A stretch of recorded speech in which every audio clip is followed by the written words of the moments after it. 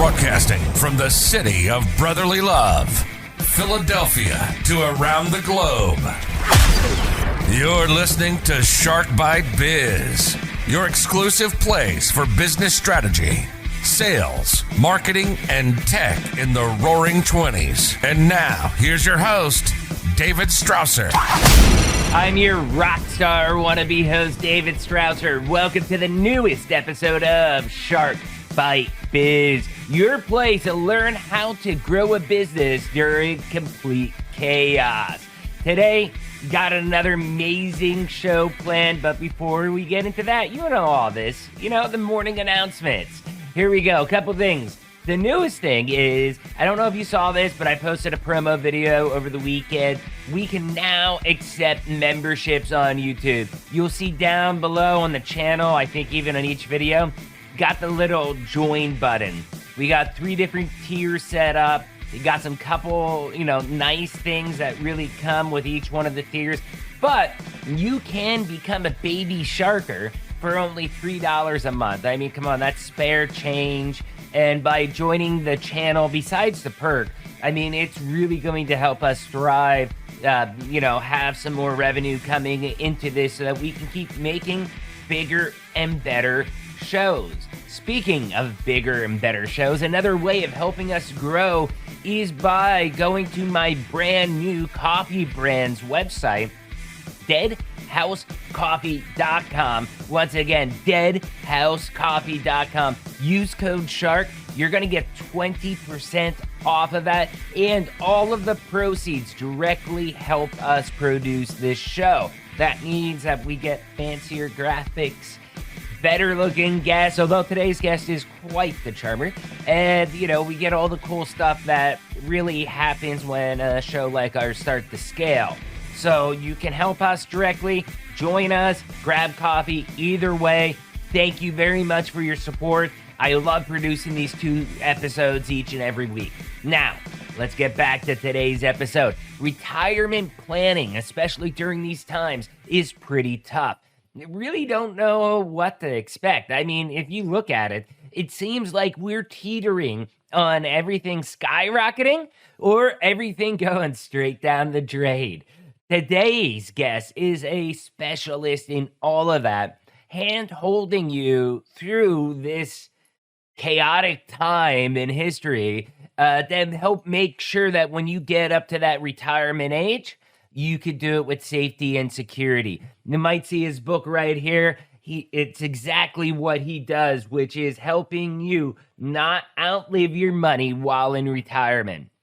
Okay? Now, as a bonus segment to this, I know crypto's the big thing. We're also going to talk about crypto and if crypto should be part of your retirement portfolio. It's a great discussion covering a ton of different diverse topics, and again, it's all jammed into one episode of Shark Bite Biz. So who is today's guest? Mark Singer. As president of Safe Harbor Retirement Planning, Mark has served as a relentless retirement guide to thousands of individuals since 1986. The secret to his longevity has been asking the questions other advisors simply don't ask. It allows him to make the best decisions for each client's unique situation and ensure retirement success. Mark is a former radio talk show host, is an author, and has become the go-to financial educator in the media. His most recent book, Don't Outlive Your Money in Retirement, 7 Key Steps, unveils the step-by-step process used to help maximize the retirement journey.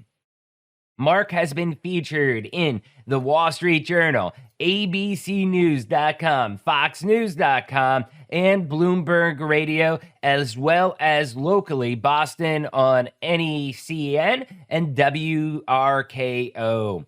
He is also a multi-year recipient of Boston Magazine's 5-Star Wealth Manager Award. So I'm going to stop talking. Let's bring Mark on in here. Personal growth. Mark, welcome to Shark Bite Biz. Hey, you just became shark bait, my friend. Oh my goodness. I've never been told I'm that. Well, I guess congratulations are in order, huh? Yeah. I think I'm going to start sending out shark cages to all my guests so that they can bring it on the show. It is something different. There you go. You got to be unique in this world. Yep. So on this show, we've got a tradition. The very first question that we ask every single person that comes on here: what's your experience? What's your background? Basically, tell us what makes Mark Mark. You know, going back many years, it seems like several lifetimes ago, I actually hired a financial planner. I had no money. I didn't know where I was headed. I just knew I sort of didn't know what I didn't know. And that sort of started me on the track to trying to just understand this stuff, which sort of put me into this business. So I have an interest in the numbers and the planning and all that stuff. But what really, really drives me is that for my entire life, young and old, I've been a coach. And what we really do is coach people. And so at the core, it's education. At the core, it's trying to, make other people better.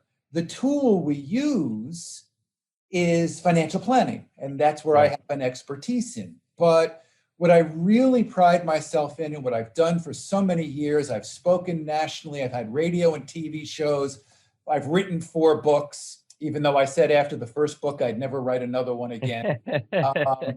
I really want to give as much as I can to the people who really want to listen, where I can make a significant impact on their lives. And as I say, in my arena, that happens to be in the world of retirement planning and finances. Sounds like you almost got in there by happenstance. It's funny. I was in sales all my up until that point, right? And I was selling. I actually sold water beds. Okay. Oh, there you go. And they were popular back in like the 80s, 90s. Careful. How far back you go? Oh, you got it. I was taking a jab there. Careful. So, I did very well in that. And then I ended up working for one of the retailers that I was selling to, and I was their number one salesperson, and I put in the whole system for them. And all of a sudden I realized that I liked the sales aspect of things, getting people to help pursue or achieve their dreams, right? Or whatever their goals are. But I realized I liked more of the conceptual sale than the product sale. And I actually went to my financial advisor. I said, you know what? I don't think this is for me. I don't know what is, but I really want to shift from selling a product to conceptual, to the story, because I really somehow connect with that. And that's when he said to me, well, why don't you come into our business? I went, huh. So a few months later, the retailer I was working for fired their entire sales force all at once. And I was the only one who went up to the owners and I said, thank you. And they looked at me and they went, what? We just fired everybody. No. I said, thank you, because now I know that I'm going to go into a new career and a new time, and today's the day. And that was the day I ended up, moving into the world of financial services. Oh, that's a really good story. And one of the things that I really related to is when you were saying that about when you're making a sale, that I think some people are just really drawn to selling. I think some people, they sell out of necessity because they don't know what else they can go in. So it's like, okay, I'll go sell vacuums at Sears or whatever. But I think there's other people like us that, you go make a sale. Even today, I mean, we're doing $1 million deals all the time with my day job, and I get a goosebump, even if it's a really small $25,000 deal, because I know what I'm selling is actually going to change the life of this small business owner. I'm helping them achieve their dreams and reach their goals. I'm their growth partner. And I swear that every single time I get goosebumps up the arms, it gives me the warm and fuzzies. My wife can't even do that. I won't get into that one, David. That's okay. So, it's interesting you mentioned that, because I'll share something with you. And I know that, I've talked to my daughter about this as well, that it's really, from my perspective, it's important to do the right thing. However, even in our own minds, depending upon where we are in life or in the development of our business, the how we perceive right sometimes changes. And I'll give you an example. When I first started in this business, I really wanted to help people. But at the same time, I was growing a business and I really needed to help me as well. I mean, I'm not a nonprofit. And, I certainly struggled really my first 15 years of being in the business. And it was tough. So the definition of right was sort of a combination of how can I help my client and also make sure that it helps me. Right. It's interesting now on the back end of the next 15 years, where now I have the financial security that I've always wanted, where it's really not at all about me. And it's 100% about the client. And now I can go so overboard with providing all the resources, education, value. I don't care. I just want to give you all that I can, because I no longer have to worry about me. And sometimes that's amazing, though. I mean, that's a really important point that I've never.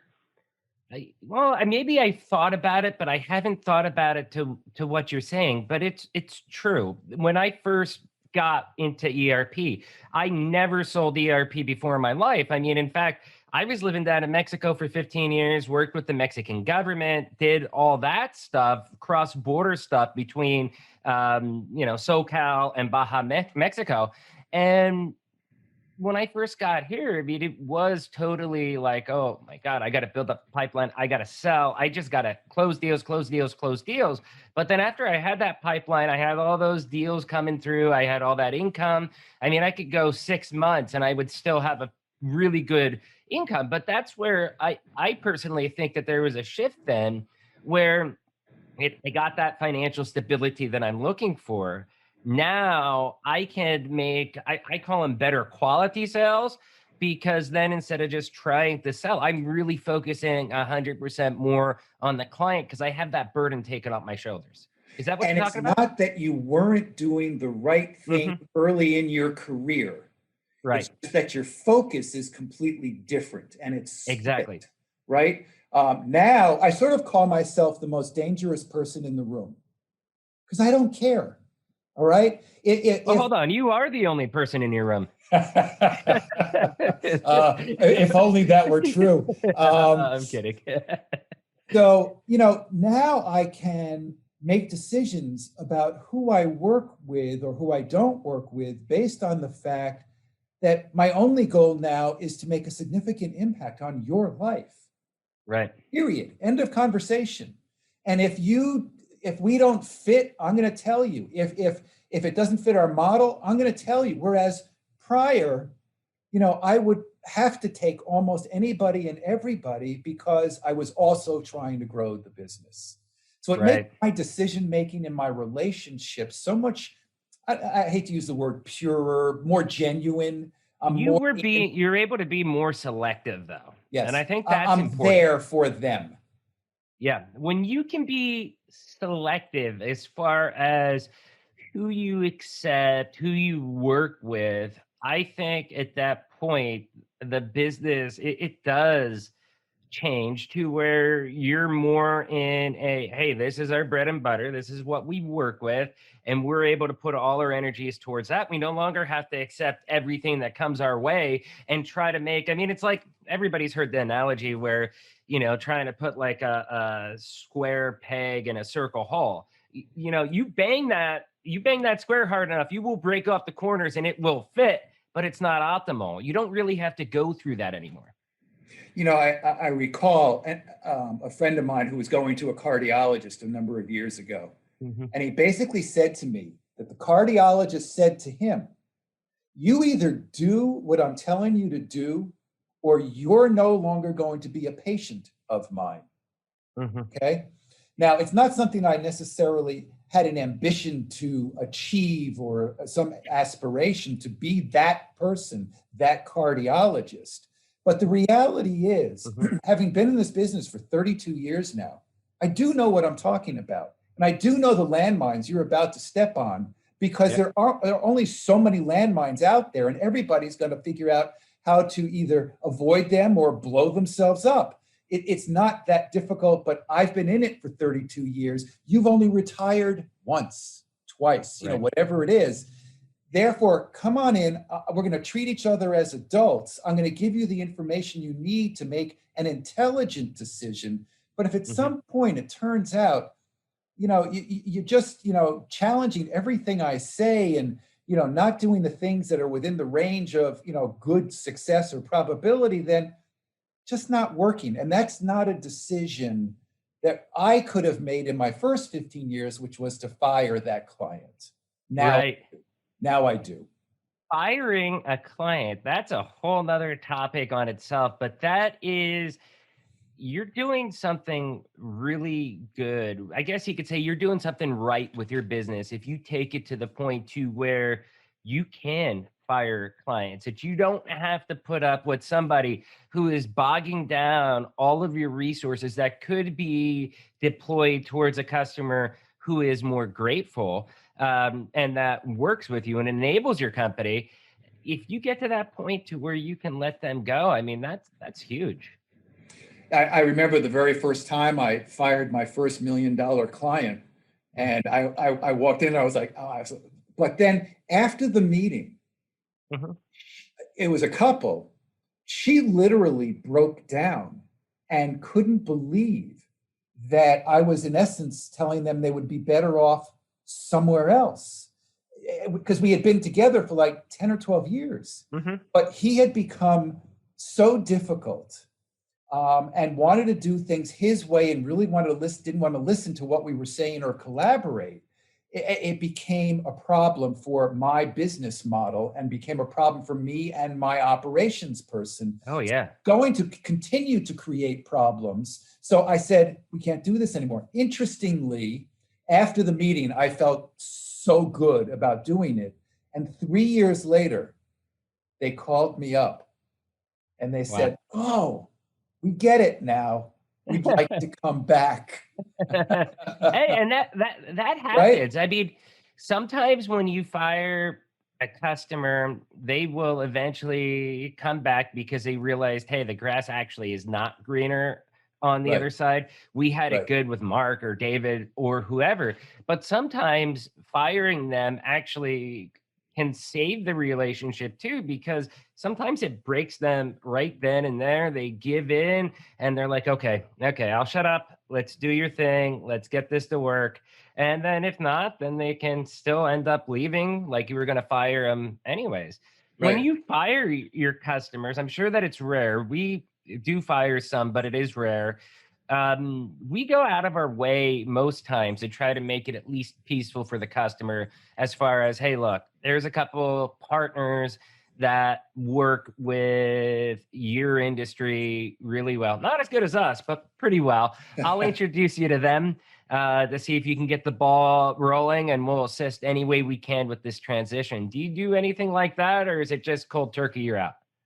Depending on who the client is, the type of relationship, we try to do that. I always try to end it amicably, obviously. And again, I want them to be in a good place. So where we can make a referral, we will do that. Yeah.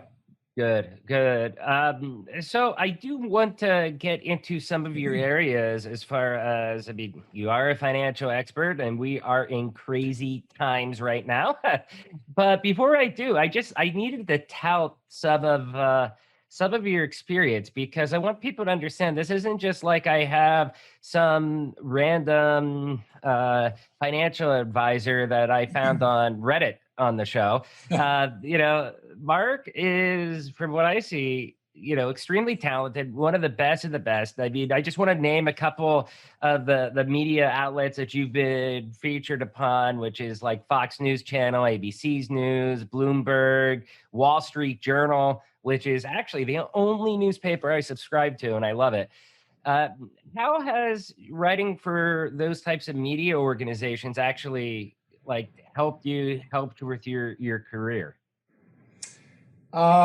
It's interesting, as a business owner, we have to do so many different things to get exposure. And the honest to God truth is, so much of what we do really doesn't get us from point A to point B. My wife tells me that all the time. Yeah. Why are you doing this?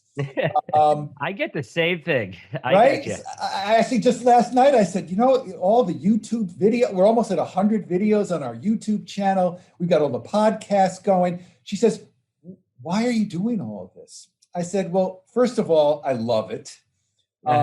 Secondly, I just enjoy delivering the information. And I know that at some point we'll be able to leverage the assets and use it to grow the business. You don't see it as a direct correlation to, I did this podcast, or I'm on Wall Street Journal, or I wrote this book, or I'm doing the talk show, and see a direct correlation. In this world, we have to be out there in many different channels. And what the thing I try to do, since we're in so many different channels with so many different messages, is really try to put, if you will, a good bow on the message. We have the package, but is it pretty enough? Do people understand it? Is it coordinated enough?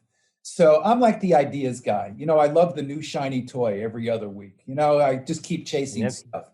But we have to stay focused on what our core messaging is, so that people understand it and they know how consistent we are, so they understand who we are and what to expect from us. And you never really know from which channel that benefit is going to come to the business. Oh, yeah, definitely. And the reason I wanted to ask that is because expert after business owner has come on this show.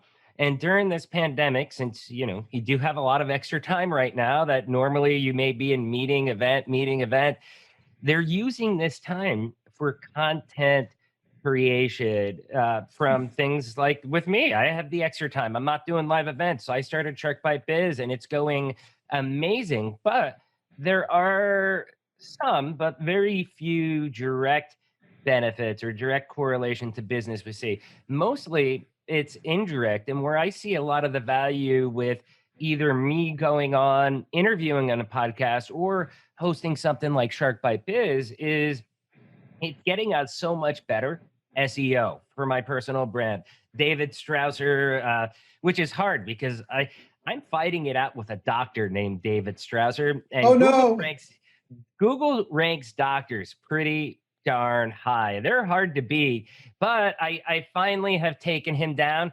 Maybe it was because I bought drdavidstrausser.com. I don't know, but what it's doing is it all gives you in the SEO. So people are able to find your business.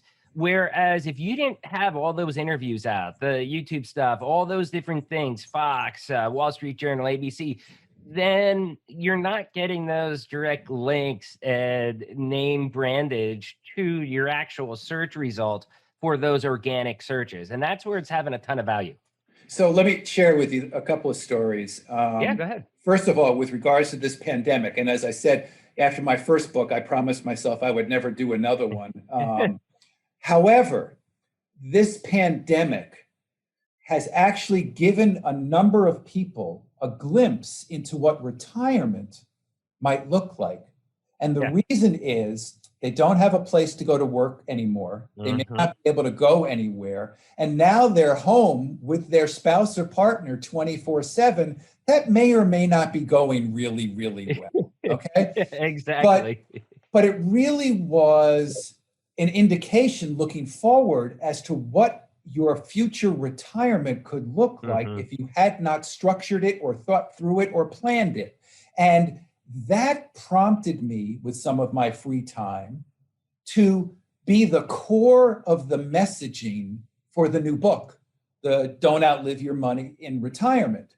And then we put in place, the 7 key steps that you need to take in order to get you from point A to point B. And that the pandemic has actually helped me to more crystallize what retirement can be, because now, oh my gosh, many people have been seeing it. The other thing we did in terms of business development was, and I found out I was not any different than many of my peers, we blew up our website and completely started all over again with more concise and crisp messaging that was connecting to the consumer rather than just delivering my story.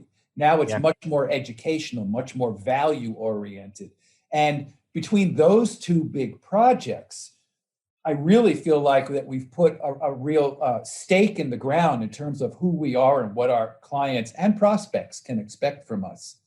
And I'll share with you another thing. It just happened recently. It's just top of mind. Yeah, go ahead.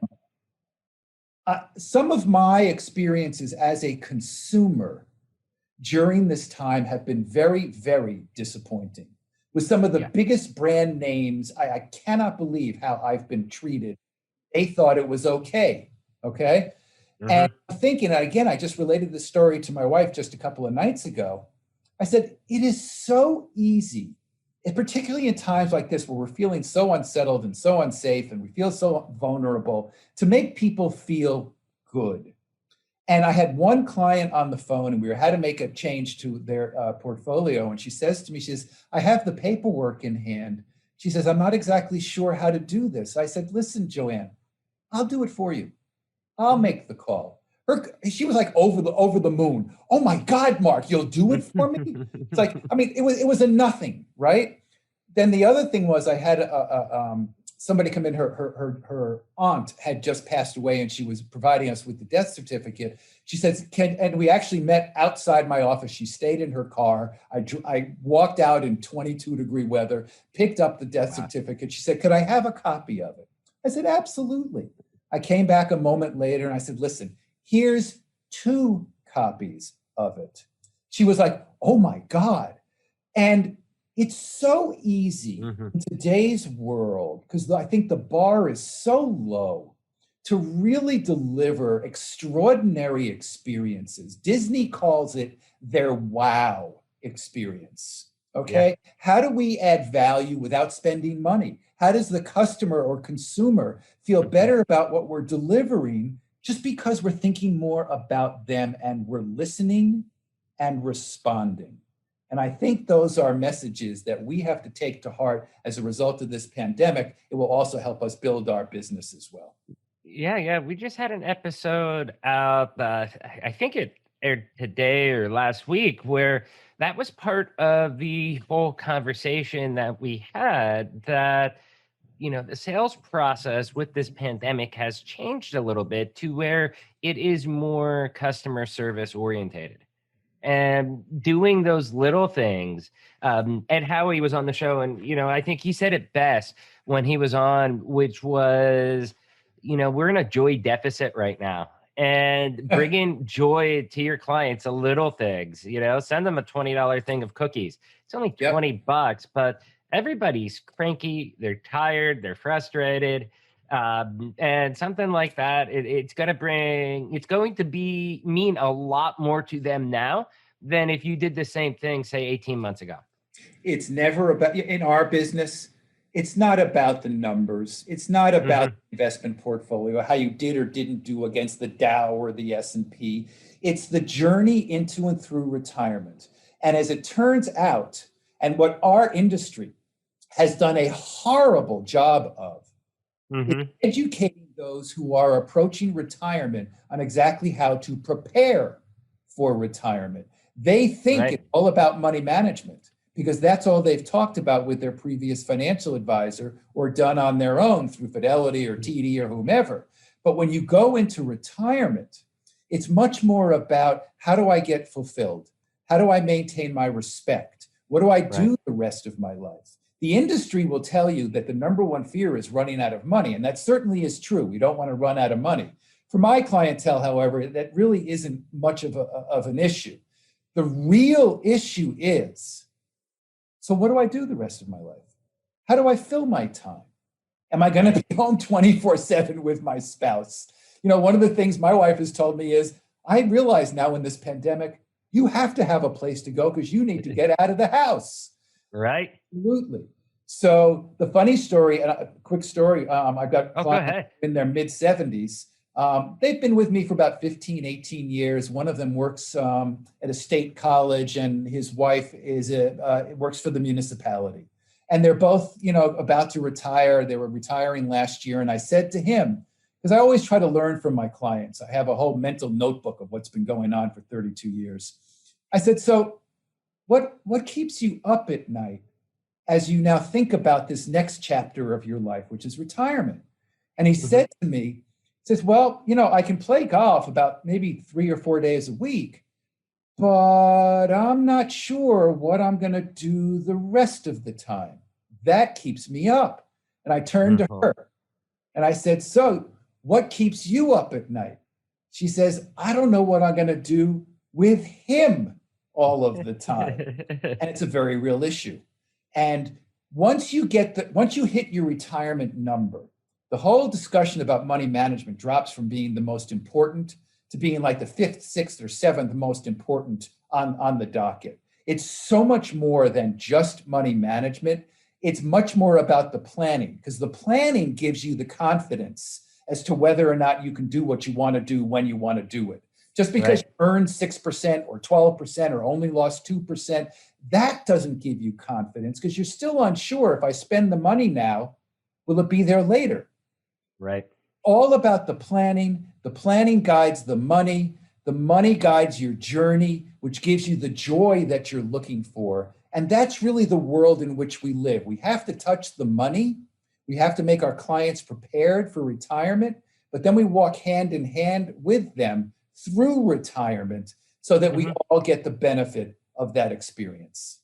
Yeah, no, that's some great examples there.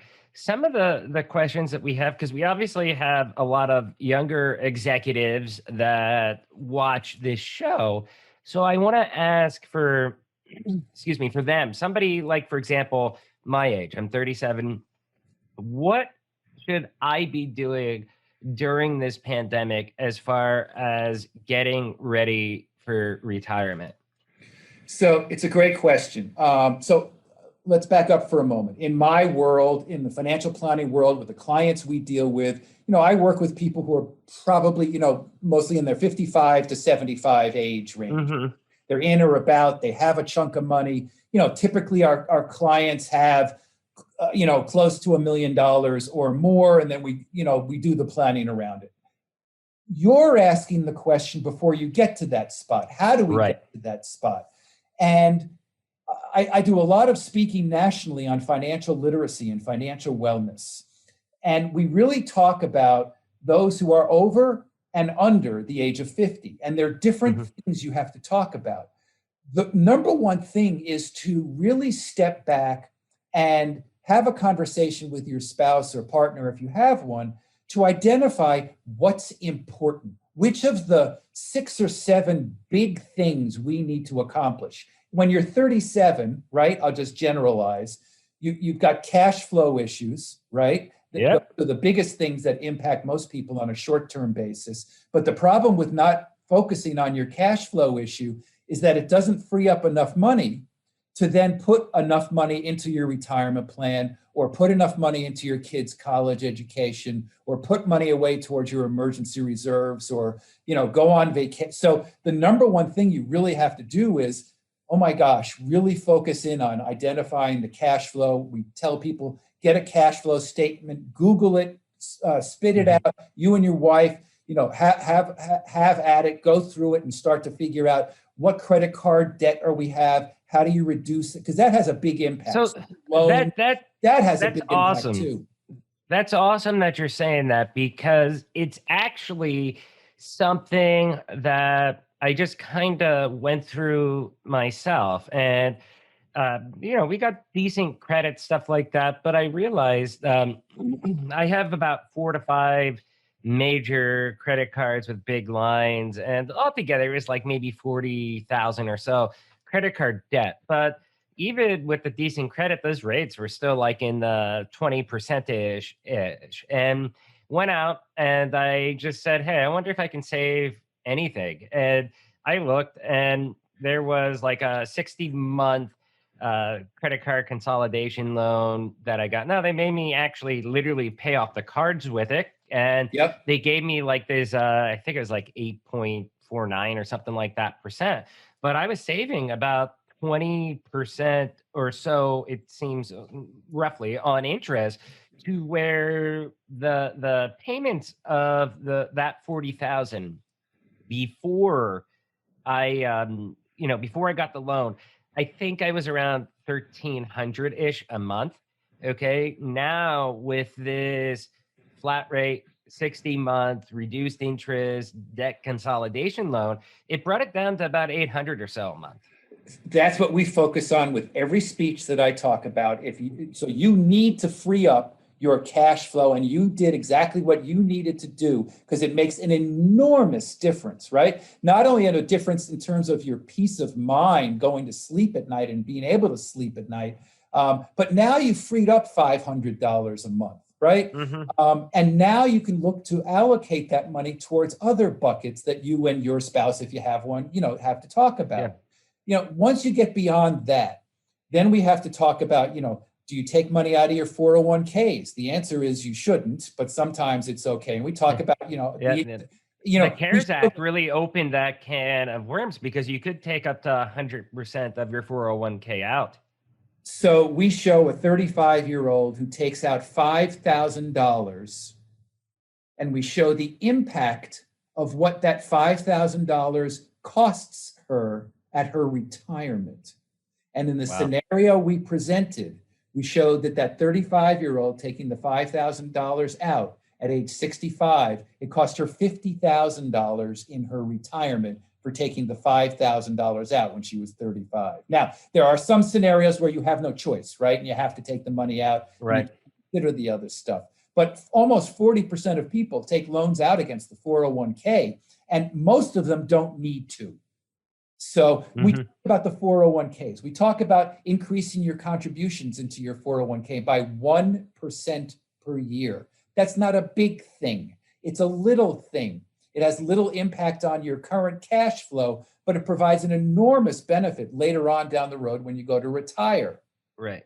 If your employer has an employer contribution match, okay, one thing that I've always have been told is if they're matching X percent or whatever their weird configuration is, you should definitely try to maximize it up to that, because you're essentially then possibly doubling. In my case, it's doubling the amount of money that I put in, because they give us 100% match up to 2.5%. So if I'm at 2.5%, it's like, bam, I'm saving 5%, and it's only costing me half of that.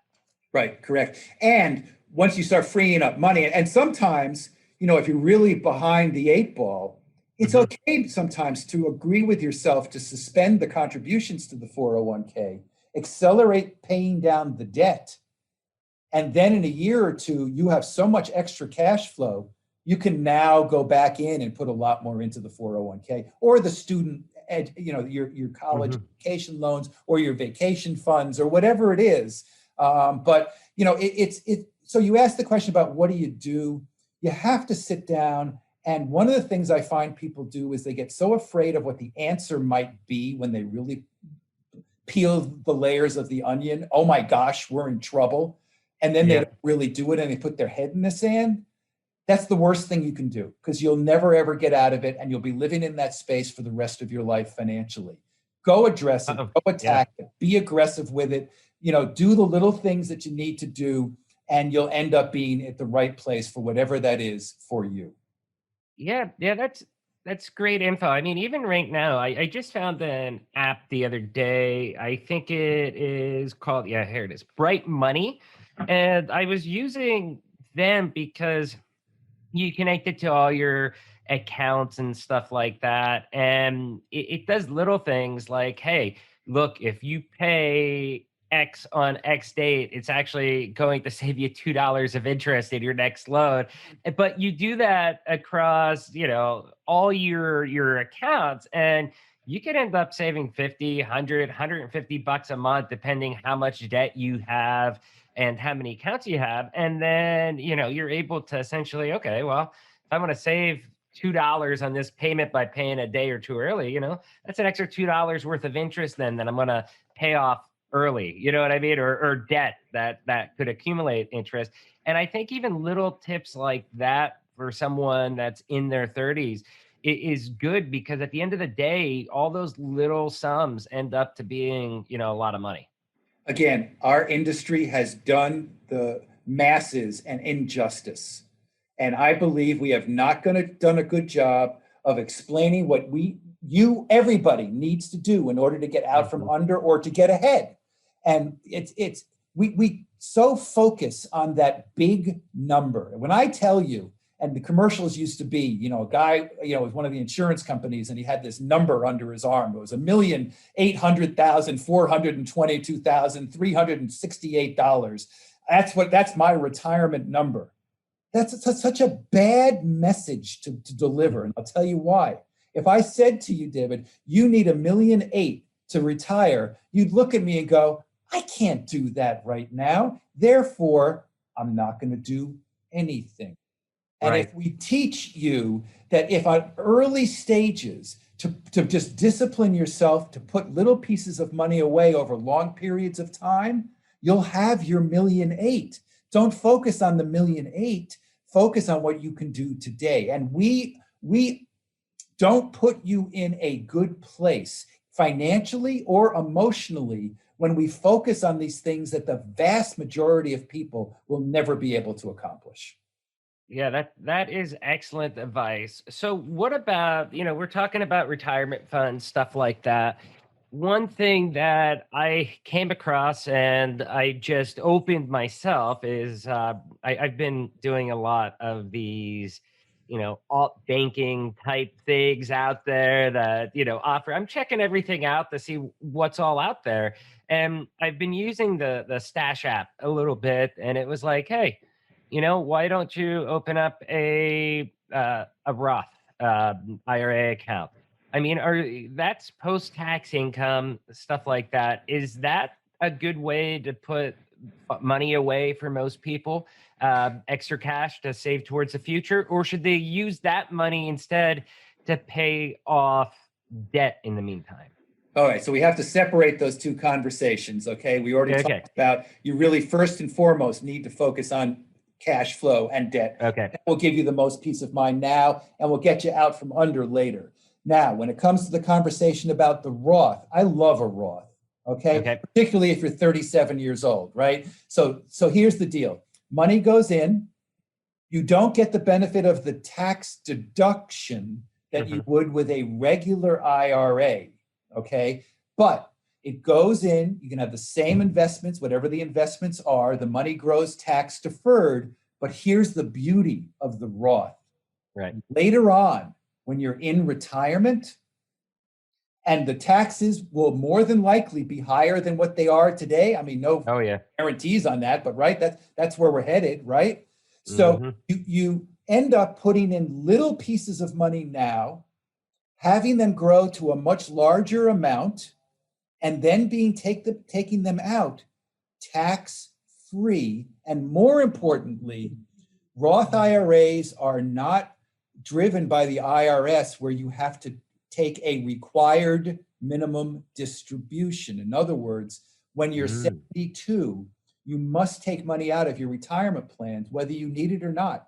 And when you take the money out, it's taxed. Most of my clients don't need the money out, but they're forced to take money out. It could be $30, $50, $120,000 a year, depending upon the size of your retirement. And then you have to pay taxes on it, on money you don't want or need. With a Roth, you could take it out tax, and they don't force you to take it out. It's a big conversation. I think it's a wonderful tool for those who are in their 20s, 30s, 40s. When you're in your 50s and 60s, you just have to coordinate it a little bit more. I think it's that is the maximum I think I saw. Now maybe it's because I'm technically investing into 2020 yet, because it said you still could to tax day, I believe.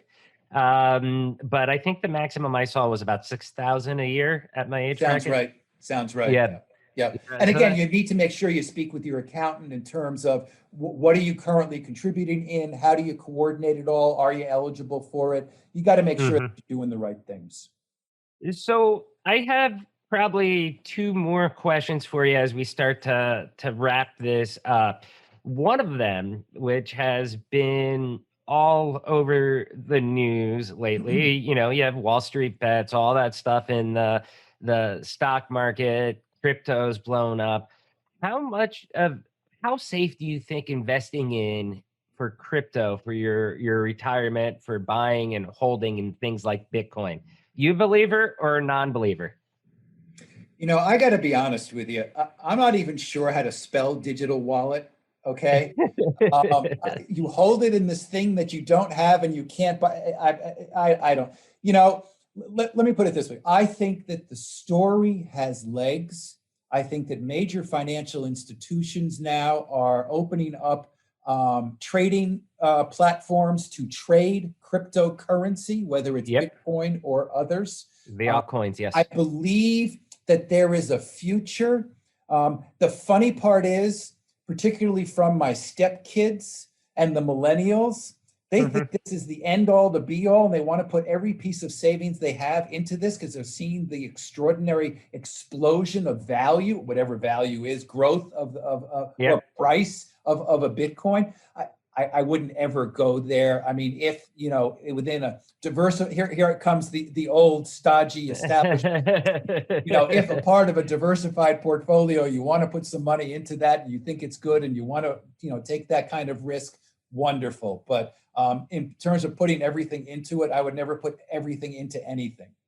Right. Not all your eggs in one basket, as the cliche goes. And, I really felt most of my life, just like you were saying, it's like, but it doesn't really exist. But the thing is that it's not going away. And a lot of these cryptocurrencies, I mean, they do have back end functions as far as what they do. So it's not like you just have this QR code and here's your magic buddy. I mean, it's related to things like blockchain or some other thing. So that's where I do think that, I guess you could say my thinking on it is evolving, because I'm seeing it like they actually do provide a service. And in my mind, I don't really view it as the currency per se. I view it more as like you're buying a piece of stock. But the difference is that you could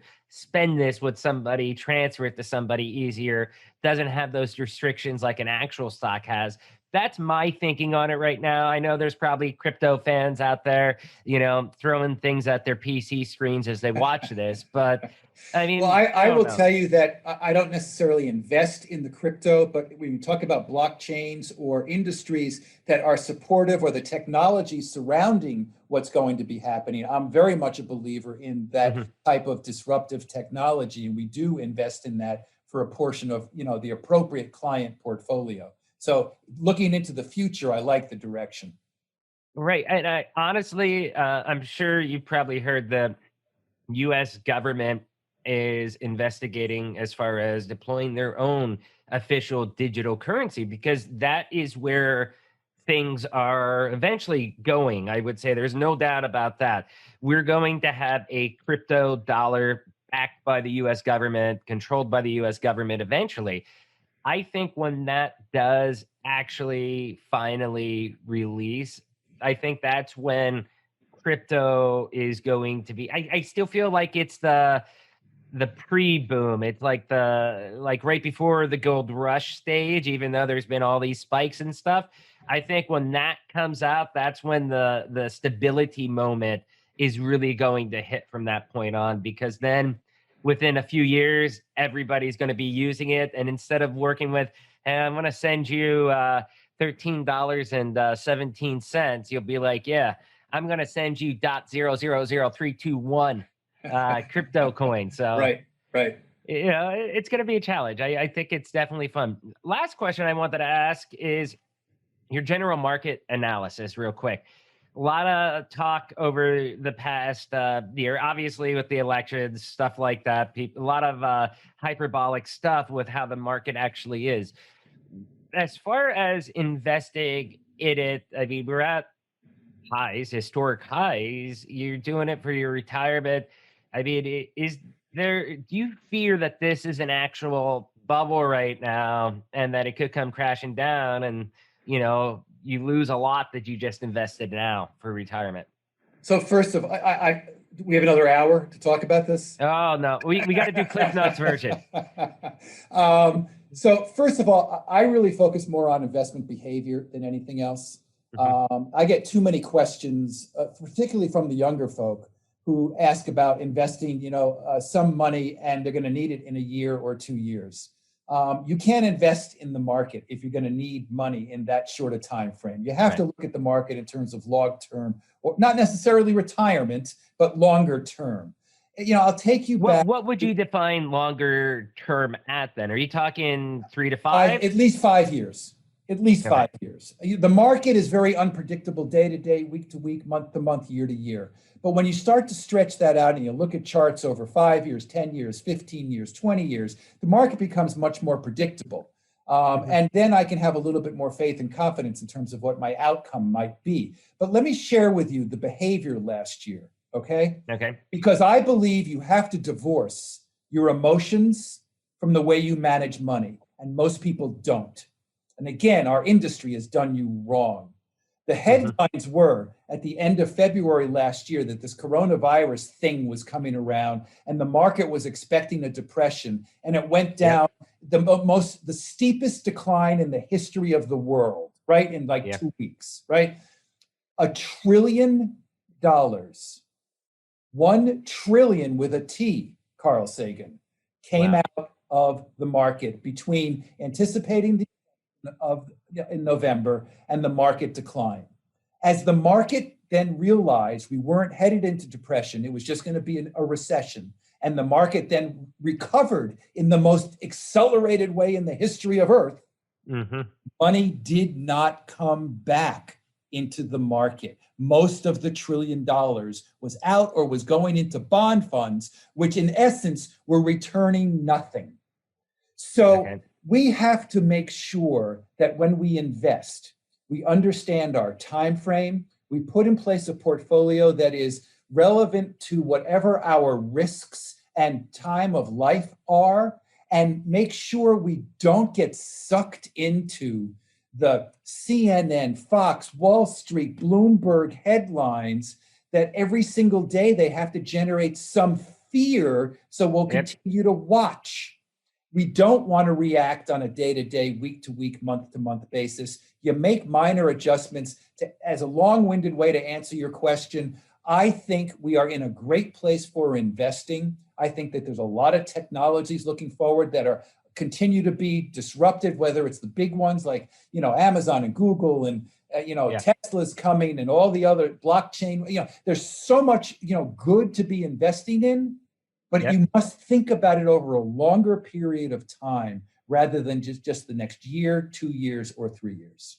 That is an amazing answer. And I do want to clarify the one statement that you said about not listening to those headlines from Fox, Wall Street Journal, Bloomberg, and all those, unless it's one of your contributions. You got to read Mark's articles. So now listen, we've been talking about this, and so the big question for your listeners is, for those who are closing in on retirement, is, are they really prepared, right? Do they really know? And that's where I'm not going to have people buy the book. People don't read anymore, but the book is out there and it's got 7 key steps in it if you're interested. But more importantly, what we did as a result of writing the book was came up with a quiz. It was a 2-minute quiz, and it asks you 15 or 16 questions. And then once you answer the quiz, we not only score it for you so you know which of the 3 retirement preparedness stages you are in, but I also give you a free chapter of the book and 2 worksheets so that you can get more clarity about where you are and what you need to do in order to be properly prepared. And if your listeners are interested, they can go to www.retirenowquiz.com. That's unique, huh? Retire Now Quiz. The interesting part is some people want to retire now but aren't sure if they can. This may give you an answer. No, that's great. And your book, can you give us the title of that again and tell us where we can buy it? So it's Don't Outlive Your Money in Retirement. That's the number 1 fear, right? 7 key steps. And it's been available on a Kindle version on Amazon. And we just recently made it available in hard copy. So you can go on Amazon, you can look at it. You can go to my authors page. As I say, I've got 4 books out there, 3 of them on retirement, 1 on financial wellness. It's all unbiased, all, to help people get to a better place in their lives financially and sometimes holistically as well. And just to point out, when I do air this episode, we will have an autographed copy of the book sitting right here, right, Mark? Ooh, yes, yes. So and I will have that in my office next week, so I will make sure to send you one. Oh, perfect. Thank you. I love it when people on the show have the books. A lot of them, only one I pay for the books if they want. Only one person actually charged me, but I paid for it because I also want to support my guests too, if I have to. And I read as much of them as I can. Oftentimes I keep the hardcover book as like a collectible to me for doing the show. But then if they have it on Audible, I'll actually purchase it on Audible so I can listen to the book. If they don't, that's where then I'm probably doing the Kindle version and reading it or read the hardcover copy. But I love having that. We'll make sure everybody out there gets the link to buy your book, show your book. And besides the book itself and your quiz, how can people reach out to you if they want you to manage their retirement money? So we've got the YouTube channel, which is Your Retirement Authority. They can check us there. We've got almost 100 videos on there now on all sorts of different topics. But our website is probably the most informative in terms of addressing the particular issues that you have on your mind. We've got 7 or 8 different 2-minute videos on the website. And that website is www.55retire.com, www.55retire.com. And there you can not only listen to me, but see me talk to you as well. Oh, yeah, we love that. Okay, hey, thank you so much. This has been amazing, and I look forward to, once this pandemic's all done and the world has yet shifted again, getting you back on here so that we can talk about how retirement investments are going to look in that world. Thank you very much, David, Mark, thank you. And we'll see you later. That was such an incredible, awesome chat with Mark, right? I really, really loved it. I enjoyed it. It was fun. I think I was laughing and giggling like a schoolgirl at various points throughout the interview. It was really enjoyable. Thanks, Mark, for coming on. First, y'all know the routine by now. If you found this interview helpful, if it sparked some warm and fuzzies, do me a favor. Hit the like button. Hit the subscribe button. You can subscribe or follow almost on any platform you find us on, whether Deezer, Stitcher, iHeartRadio, Spotify, Google Podcasts, iTunes, or whether you're on YouTube watching us. You can follow, subscribe, whatever options they have everywhere, okay? If you're on YouTube, make sure you smash that join button. You know, we have membership tiers starting at $3, $5, and $25 a month, each one with its own set of offerings. And lastly, if you really, really enjoyed this interview, you have a lot of friends that could take some of this retirement help discussion that Mark and I had, please make sure you share it. Get it out there to your friends on LinkedIn, Facebook, Twitter, or wherever you go to escape work. Get it out there, share it. I would love to see nothing more than Mark Singer and Sharkbite Biz trending on Twitter. So yeah, this was awesome career transformation advice that Mark had. Being able to do what he really wanted to do, by jumping into the world of financial services, by being fired, at his current position. That's kind of funny and ironic at the same time. I mean, you can't get any more realer than that. Sometimes you have to have a catalyst like that to kind of push you off to be able to enable you to do your life dreams and what you really want to do. Mark's was getting fired. So, ironically, sometimes one door closes, another door opens. Same thing here, So it's amazing. Sometimes life's plan for you just has these little, up and down nuances, and you just have to navigate the waters, and you should be fine. Don't get emotional. Don't do the big knee-jerk reaction, stuff like that. Just play it. Calm, cool, collective. You'll be fine, just like Mark was. So besides the good financial advice we had here in this episode, there was another important story about how Mark and me, we were discussing firing customers. It's sometimes a hard decision to make, but as a business owner, getting into a position to be able to choose who you want to work with instead of being stuck with working with every single person who comes to your website or through your door is a critical pivot. In Mark's story, he said about how his customer came back and said, oh, we get it now. That's what the customer said 3 years after they separated. The cliche goes that grass isn't always greener on the other side, and that is so, so true. Sometimes you are in the right. Sometimes, you got to remember, you can't work with everybody. You aren't going to have the style or personality match with everybody you come across. They have expectations, one thing, your expectations are another. Sometimes you just can't get it to match. That's a reality. So knowing where to cut bait at and where you have to separate it so that it's not just a thorn in your back every single day is really critical for, I think just happiness balance in your life. And remember, with clients, sometimes it works, sometimes it doesn't, if they move, that is. But you got to be willing to make those tough calls, okay?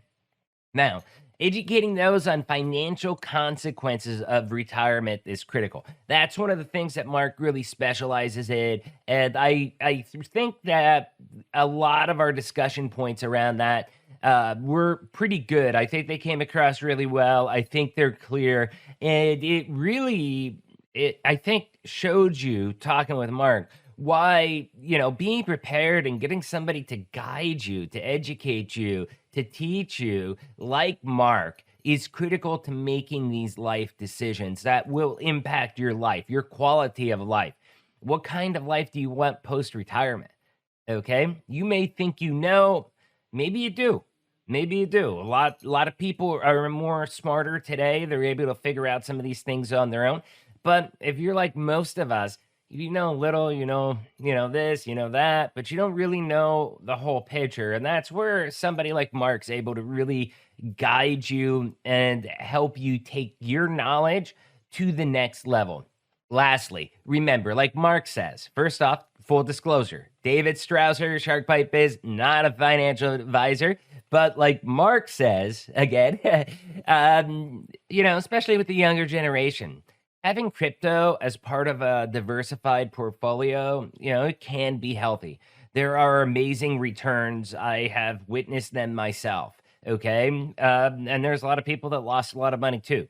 But he really does strongly advise against going all crypto. If you're planning on retiring all crypto, unless you get super lucky, it's probably going to be a tough bet. So having it, though, as part of a diversified portfolio, definitely something that he advises for. And remember, as he said, he's part of that old school establishment type mentality. But even with that, cannot deny the returns people are getting off things like Bitcoin. So it is pretty amazing. It is some great food for thought. And please, whatever you do, do not forget, grab Mark's book, Don't Outlive Your Money in Retirement. 7 Key Steps You can see it right here. We'll have the link for the book down in the description. You can grab it right off of Amazon, and please check it out. Awesome book. I've skimmed through it so far. We'll give it a deep dive, and it is pretty cool. So do you want to be a guest on Shark Bite Biz? Well, we got a new email address for you. My inbox is getting so full with so many requests. So we're going to have you send your interview request to interviews@sharkbitebiz.com. If you have a great story to tell, we will get every and anybody on here because we want to give you a platform so that other business entrepreneur-like people can learn from your experience. Remember, click that join button on YouTube to directly help out, and also go to deadhousecoffee.com to buy from our own, literally my own company. Use code SHARK to save 20%.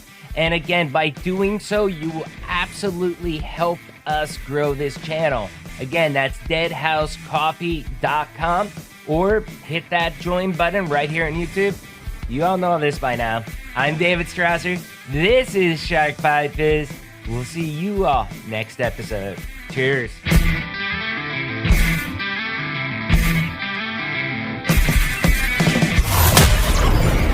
Thank you for listening to Shark Bite Biz. We hope you got some insightful info from this podcast. Be sure to subscribe to us through your favorite podcast app and visit us on the web at www.sharkbitebiz.com. How has business changed for you in the 20s? Email us at podcast@sharkbitebiz.com so you can join us and share your story.